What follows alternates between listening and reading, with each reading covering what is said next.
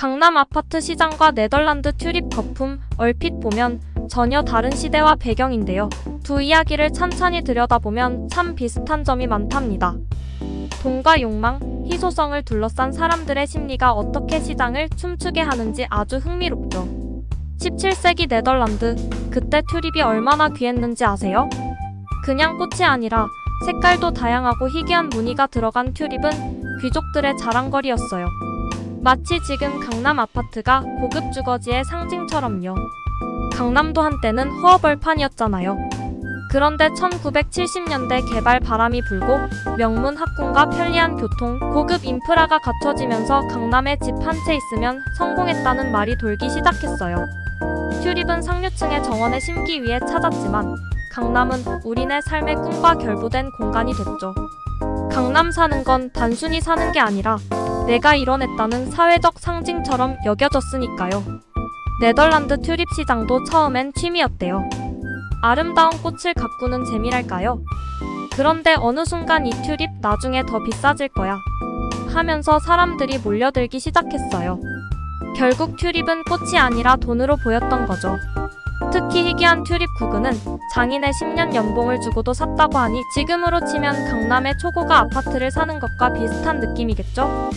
강남 아파트도 마찬가지예요.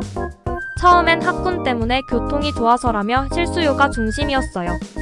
그런데 시간이 지나면서 강남 집값은 절대 안 떨어져 라는 믿음이 생겼고 점점 더 많은 사람들이 투자 목적으로 뛰어들었어요.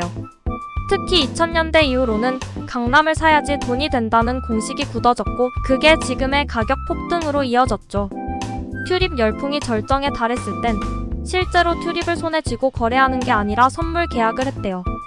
예를 들어 내년에 피어날 튤립 구근을 지금 살게 하면서 종이 계약서만 오갔다는 거죠.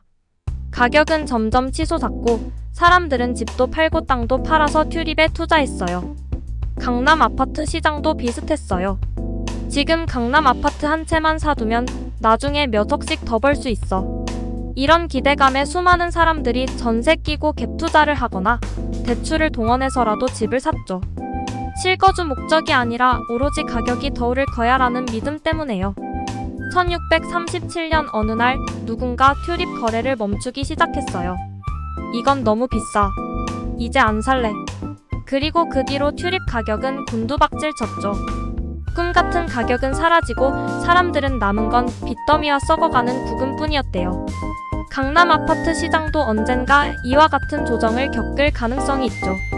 물론 강남 아파트는 주거라는 실질적 가치를 가진 자산이지만 지나치게 높은 가격은 부담이 될 수 있어요.